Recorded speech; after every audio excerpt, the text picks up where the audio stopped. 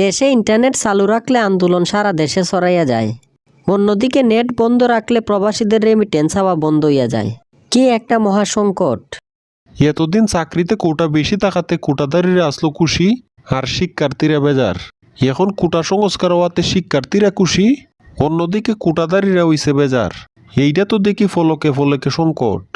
সংকটের লিস্টটা কি এই জায়গার মাঝেই শেষ? এর বাইরেও কি ধরনের সংকটে সাধারণ পাবলিক আছে, এইটা বুঝতে হইলে শেষ পর্যন্ত দেখা লাগবো। সারা দেশে ইন্টারনেট বন্ধ হওয়ার আগে আমার মোবাইলে এমবি আসলো 30 জিবি। নেট বন্ধ থাকার কারণে এই ইন্টারনেটের মেয়াদ অটোমেটিক শেষ হয়ে গেছে। না পারলাম ব্যবহার করতে, না পারলাম রিনিউ করতে।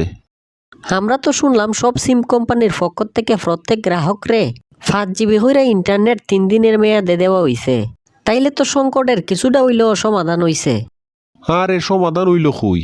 আমার 30 জিবি ইন্টারনেটের বদলা যেই 5 জিবি 3 দিনের মেয়াদে দেওয়া হইছে, এই নেটের স্পিডের চাইতে তো টেলা গাড়ির স্পিডও বালা। আমার কাছে মনে হয় ইন্টারনেট ছাড়া তাহাটা ওই খুব বেশি বালা আসলো। এই রকম কাহিনী তো তাইলে প্রায় সবার সাথে হইছে। সবার ইন্টারনেট মিনিটের মেয়াদ শেষ হইছে, আর টেলা গাড়ির স্পিডের 3 দিনের মেয়াদে 5 জিবি দিয়ে সান্ত্বনা দিছে। আর এ কাহিনী তো খালি এই জায়গার মাঝেই শেষ না।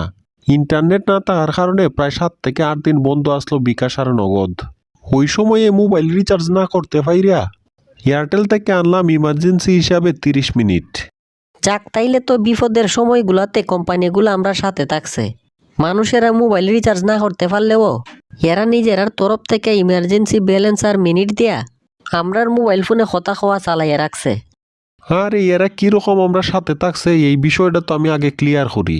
রাত 11:58 যেহেতু ইমার্জেন্সি 30 মিনিট আনলাম, ভাবলাম তো একদিন মেয়াদ যেহেতু এই 30 মিনিট শেষ করতে পারবো।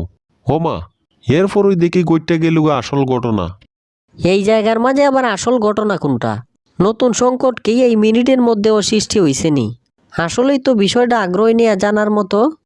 11:58 ইমার্জেন্সি মিনিট আনার পরে রাত 12টা বাজতেই দেখা যায় মিনিট সব শেষ। এরা আমার এই একদিন মেয়াদের নামে 2 মিনিট সময় দিছে 30 মিনিট শেষ করার লাগিয়া। একটু চিন্তা করে দেখেন দর্শকেরা, আমরা কোন নিয়মের মাঝে আছি। এইটা আবার কোন ধরনের যুক্তি হইল? 2 মিনিটের ভিতরে মানুষের 30 মিনিট শেষ করব কেমনে?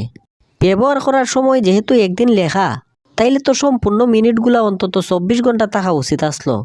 উচিতের কথা হইয়া কি আর কোনো লাভ আছে?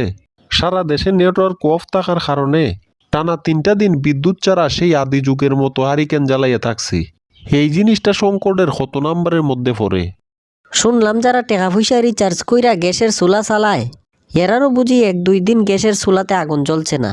মানুষ না পারছে রানতে আর না পারছে খাইতে।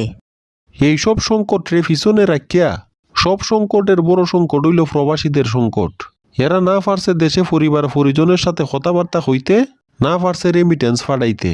বিদেশে থেকে পরিবারের মানুষগুলা যাতে সবাই বালা থাকে খালি এই দোয়া করছে।